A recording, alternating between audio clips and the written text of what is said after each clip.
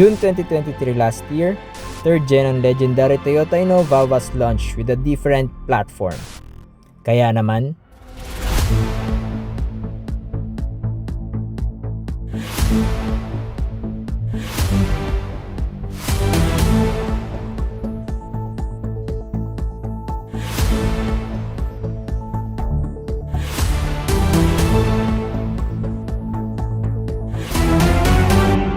let's have an in-depth review of the 2024 Toyota Innova Zenix V CVT. Simulan na natin. Intro. Pasok!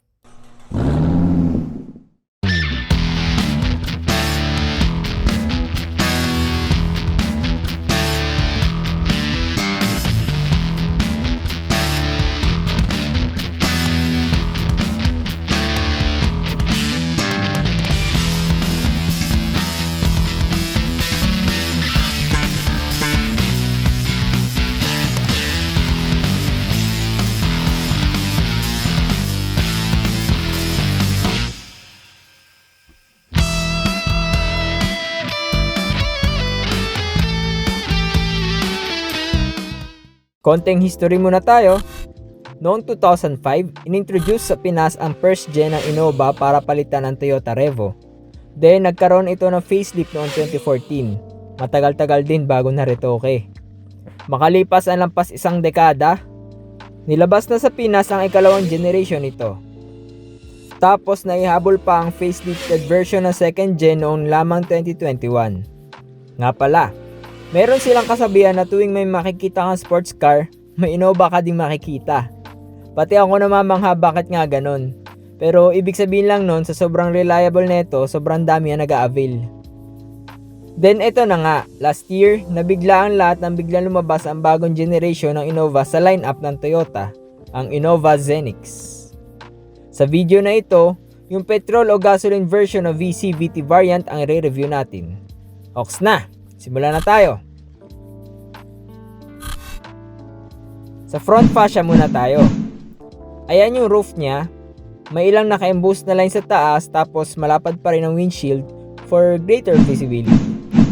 Yung dalawang wiper blades niya, hindi siya banana type kaya mas maganda ang dating. Medyo nakatago na din pala dito yung windshield washer nozzles. Sa hood, mixed angular and embossed curve designs ang tirada. Halatang mas rugged at medyo SUV look na ang datingan kumpara sa older models. Yung honeycomb design front grille niya naman ay flat black na may Toyota emblem sa may gitna. O diba ang angas? Tapos sa baba nito, may nakalinyang chrome design, pampasosyal.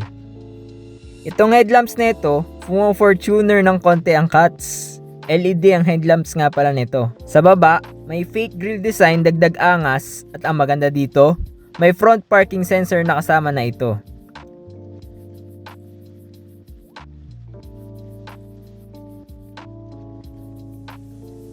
Yan yung cover pag magtotow. Tapos andito sa pinakababa yung cute na LED fog lamps niya. Then sa may mismong bumper, mayroon ding dalawang bukod pa na front sensors. O diba? Harap pa lang yan ha. So far, para sa akin lang naman. Ito na ang pinakamaganda at pinakamaangas na design ng Toyota Innova. Syempre, saan pa naman ang sunod ay di sa side profile nito. Sa view na to, kitang-kita mo na agad yung mga character lines niya sa body. Ang rugged talaga oh. May haba ito na 4,755mm, lapad na 1,845mm, at taas na 1,790mm. Mas mahaba at mas malapad sa sinundan pero mas mababa ng konti ng 5mm lang naman. Ang wheelbase niya ay nasa 2,850mm na may ground clearance na 185mm. Kung mapapansin nyo, yung design ng mga salamin niya mula likod hanggang harap ay magkakadikit na isang diretso. Tapos may quarter glass din dito sa harap para mabawasan ang blind spot. Yung power folding at power adjustable side mirror niya naman ay body color ang taas at matte black ang baba na may repeater sa gitna. Wala itong camera din which means hindi 360 degrees unlike sa hybrid variant nito. Body colored ang mga door handles nito.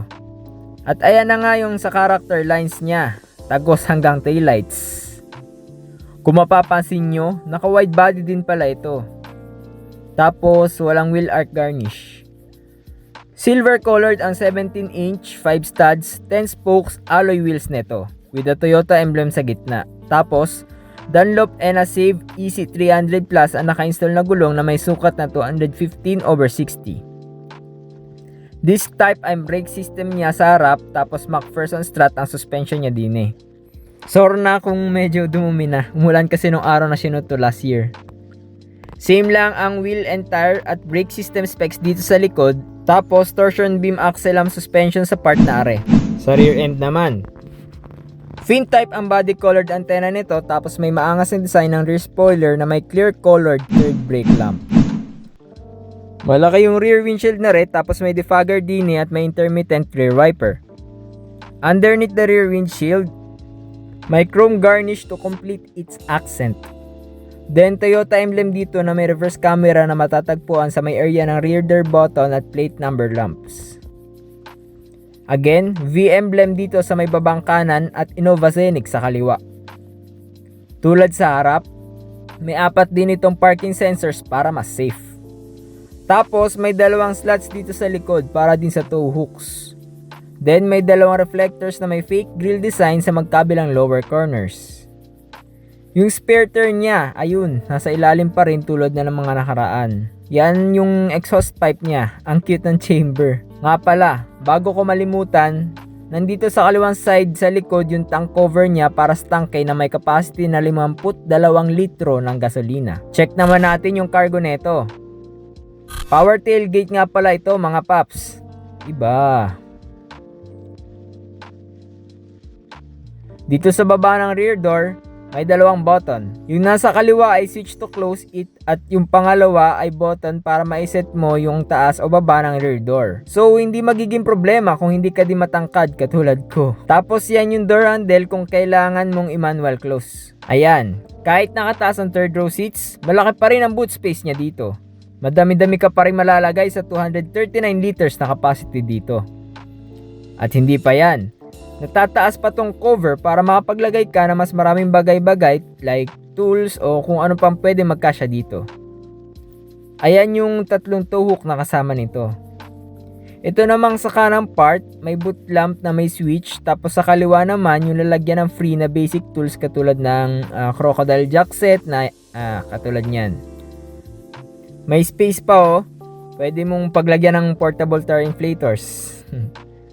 Kapag ibababa mo yung third row seats, tulad ng karamihan, pull mo lang to. Tapos itong headrest, pwede mong tanggalin yan at ilagay dito sa slot na to para pag binaba mo din to, flat na ang boot space mo with a 50-50 tilt down ratio. Grabe, ang lawak. Ito naman mga straps na to obviously, para may taas mo yung third row kahit nandito ka sa likod. Ayan. Try lang natin yung setting ng taas nitong rear door. Alright, suwabe. Pasok na tayo sa loob. Pero bago yan, kung hindi ito ang unang beses mo nakapanood ng videos natin, sign na yan para mag-subscribe. Pero kung unang beses mo pa lang, sige na please, subscribe ka na din. Doon muna tayo sa third row syempre. To access the third row, syempre need mo muna itong i-pull para matupi ng konti at ma-slide yung second row seat. Ayan yung third row bench type seat. Two-tone dark chestnut at black fabric na parang Alcantara na. Almost plain bolsters. Pero napakaluwag naman compared sa ibang third row, 'di ba? Which serves its purpose. Okay, check natin yung maximum setup ng second row pag nakasagad sa harap at nakasagad sa likod. Ayan, ganyang kalawak ang space kapag nakasagad pa harap tapos hindi nakakasya sa likod ng tao kapag sinagad mo naman sa likod. Dito pala sa likod, it's good na may accessory cigarette port, maliit na storage, pwede mo siguro pagpatungan ng cellphone habang nagcha-charge or something like that, tapos may 2 cup holder din. Abay, ayos. Ganon din sa kanan, wala lang ang cigarette port. Ito yung view dito sa third row. Angas ng pa-ambient lighting sa cream colored roofliner niya oh. Tapos may sariling dome lamp din sa likod. Tapos yung mga AC vents ay nandini sa taas na gilid magkabilaan. Ayun, second row naman tayo. Ganito yung design ng pinto dito. Mas mukhang smart na siya tingnan talaga compared sa nakaraan. grabe din yung visibility. Itong taas na kulay brown, mukha siyang leather pero plastic lang yan. Pero ito namang sa may gitna ay leather na may foam. Chrome ang rear door levers, tapos dito pa rin ang door locks. Ayan, nakaslant yung part na pinaglalagyan ng power window switch dito na may katabing silver accent din eh. Maliit lang yung glove bar handle na coin compartment din eh. Pero bumabawi naman sa baba.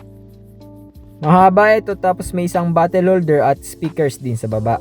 Sa second row seats, same lang sa likod na parang Alcantara na two-tone.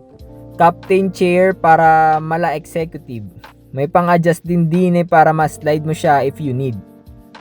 Dito sa second row, may grab handle ka dito na may hook para pwede pagsabitan like ng hanger ng coat mo kasi nga executive tayo dito.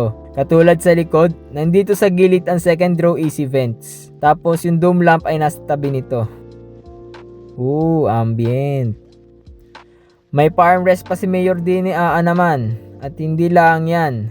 May patungan ka pa din ng kung ano like pagkain at 2 cup holders. Kasi nga, executive ka din Dito naman sa center armrest sa harap, nandun yung AC controls sa likod para kung banasin yung nasa second row at lamigin ang driver, makokontrol mo ng bukod ang setting. Tapos sa baba, ang angas, may 2 Type-C chargers. May isa ka pang hook din sa kanang sandalan ng front seat, tapos may pocket sa kabilaan. By the way, sa legroom, napapalaki to at napapaliit kaya hindi magiging problema kung matangkad ka, lalo na kung katulad kita. Nga pala, wala tong center tunnel din sa second row at sa third row kaya no problem talaga sa comfortability. Okay, lipat naman tayo sa first row. Almost same design sa likod na door trims. Tapos sa baba, may pulang door courtesy lamps. 4-way manual adjustable itong passenger seat. Yung design almost same sa second row. Dito sa dashboard sa passenger side, mixed padded leather at hard plastic combi na two-tone colors na brown at black at may line garnish na silver. Smart din yung design ng AC vent din sa kanan. Tapos din sa may gitna, may lalagyang pocket ka pa na may isa pang cigarette port.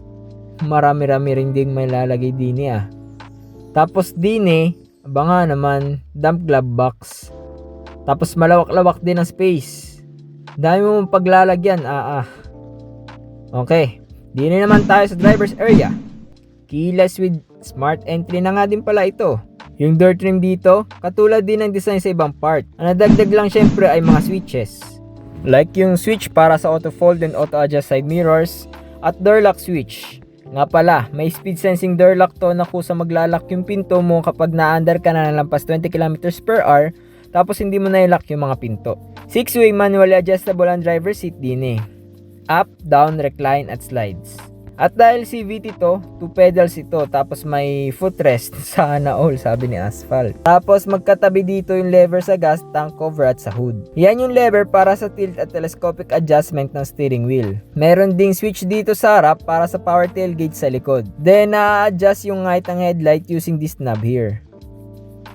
Dihila din yung cup holder sa harap ng AC vent para manatiling malamig ang iniinom mo. Huwag lang yung kapeng mainit. Yung instrument cluster niya, magkahalong 7-inch digital sa gitna at analog sa dalawang gilid. Modern na talaga ang design kumpara sa nakaraan. Nice. Tapos itong 3-spoke steering wheel, black leather wrap with stitchings na may silver trim sa baba. Tapos nasa kanan yung infotainment buttons.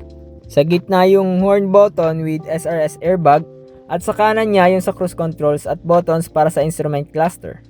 May paddle shifters na din ito. At syempre yung light controls lever sa kaliwa at front and rear wiper control sa kanan. At sa likod nun yung push start ignition switch. Yung center part, kung makikita mo din sa babang part ng piano block na socialing transmission lever na may matic at manual option mo yung Type A at Type C na chargers. Nandito na din pala yung stability control switch, eco mode switch, auto brake hold, sana all, at electronic parking brake. Sa baba naman ay may 2 bottle holders ulit with silver trim at dito naman yung black leather wrap center armrest. Tapos sa baba ng infotainment screen, andun yung auto climate controlled AC system na may digital LCD. Tour tayo ng konti din sa 10.1-inch infotainment neto na may wireless Apple CarPlay at wired Android Auto. na may AM, FM, Bluetooth at voice command na connected sa 6 speakers. May mga physical button controls din siya dito sa may baba nito kaya mas maganda. Ayos. Auto dimming nga din pala tong rearview mirror. Nice. Tapos itong map lamp switches. Nakaiwala yung mga microphone sa driver at passenger. Then ito namang sun visor ay illuminated with mirror and leads magkabilang side. Hindi ko lang alam kung bakit pati door handle din sa driver side ay tinanggal. Pero ox lang yan, di naman talaga nagagamit yan halos. Now, let's pop the hood. Pero bago yan, grab ko lang yung opportunity para magpasalamat sa Toyota Lipa City kay Sir Alvin Cifra at Brad Rolly Capini. Kung mayroon man kayo mga purchase inquiries in regards to this car o sa kahit anong Toyota models, contact nyo lang siya for faster transaction. Ilalagay ko din sa comment section ang contact details niya. Okay, tuloy naman tayo sa engine and drivetrain specs nito. Ang M20A FKS gasoline engine ay inline 4-cylinder, 16 valves, dual overhead camshafts, chain drive na katulad na ng karamihan ng Toyota at dual VVTi na din. 1,987 liters ang displacement na may maximum power na 174 horsepower at 6,600 RPM and maximum torque na 205 Nm at 4,500 to 4,900 RPM matched with a CVT transmission at front wheel drive train. Meron itong estimated 14.5 km per liter average fuel consumption in mixed conditions. Sa driving impressions naman, by the way, hindi to yung unang beses na nakapag-drive ako ng Innova. Na-drive ko na noon yung manual second gen na Innova at impressed talaga ako nung inakyat ko yun noon sa Tagaytay. Pagsakay ko dito, ang pinakaunang napansin ko ay sobrang modern na ng design. Nakaka-amaze kung ikukumpara talaga sa nakaraan. Ang laki ng itinalon. Tapos dahil malaki ang mga bintana, hindi ganun ka-problema ang visibility kahit walang 360 degree camera. Sa handling and maneuverability, dahil naka-electronic power steering ito, medyo magaan siya i-drive. Sa acceleration and power, ramdam naman ang torque pagkaarangkada mo. Matuling din siya sa 2-liter engine ba naman. Tapos, komportable siya i-maneho kumpara sa iba. Then yung suspension, sapat lang. Hindi naman masyado matagtag. Malakas ang preno niya syempre. Medyo matigas lang. Then yung NVH, acceptable naman for me compared sa race. Sa kabuuan, ang sarap i-drive nito lalo na kung kailangan mo ng sasakyan para sa malaki o lumalaki mong pamilya. Sunod naman, discuss natin yung iba pang mga features nito na hindi ko pa nababanggit o hindi ko masyado na-explain kanina. Tulad ng sinabi ko kanina, mayroon itong brake hold na magagamit mo especially pag start-stop ang andar mo. Yung hindi mo nang kailangan ibabad ang paa mo sa brake pedal once may engage ito para iwas ngalay, tapos matik na madi-disengage when you press the accelerator pedal. Sa variant na ito, dalawa lang ang airbags, sa driver and passenger lang, yun lang. Mula harap hanggang third row, 3-point ELR with pretensioners ang lahat ng seatbelts with driver and passenger reminders na nakakaanoy kapag umandar ka tapos hindi naka-seatbelt. Kaya mag-seatbelt kayo mga paps, napakahalaga niyan. May dalawang ISOFIX tether anchor ito for its child restraint system. Tapos meron na ding alarm at immobilizer para dagdag security pag may nagtatangka magnakaw sa Xenix mo. Ito yung kakaiba dito, yung emergency brake signal. Ito yung magfa-flash ng ilang beses yung brake lights mo sa likod pag nagkaroon ng instances na biglaan o sobrang diin ng pagpreno mo, like for example may iniiwasan ka sa harap mo na aksidente, para mabigyan ng warning yung mga sasakyan sa likod mo about sa possible danger na nasa harap mo, para mabawasan na mabangga din sila sa'yo. Tapos may anti-lock braking system with electronic brake force distribution ito for safer braking sa biglaang pagpreno sa mga challenging surfaces.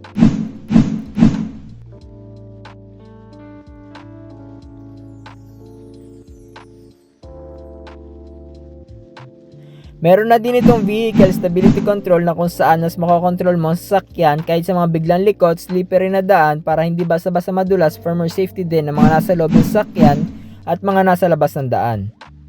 Meron na ding hill start assist control na kung saan hindi ka na mahirapang mabante sa mga paahong lugar dahil hindi na agad ito atras kahit hindi ka agad makaapak sa salinyador o preno. Ano-ano nga ba ang mga available variants ng Zenix at magkano ito? Ang unang variant nito ay itong 2.0 VCVT na nagkakahalagang 1,670,000 pesos. Tapos yung top variant naman na 2.0Q Hybrid EV ay nagkakahalagang 1,953,000 pesos. Tapos kung gusto mong puti, add ka lang ng 15k sa parehas na variant. Ito naman ang mga available na kulay dito sa Pinas. Platinum White Pearl Mica para sa parehas na variant, Silver Metallic, Gray Metallic, at Attitude Black Mica na exclusive lang sa VCVT variant, at Black Brown Mica at Dark Steel Mica na exclusive sa QHEV variant. At sino ba kasi si Mica na yan? Paki-comment naman sa baba.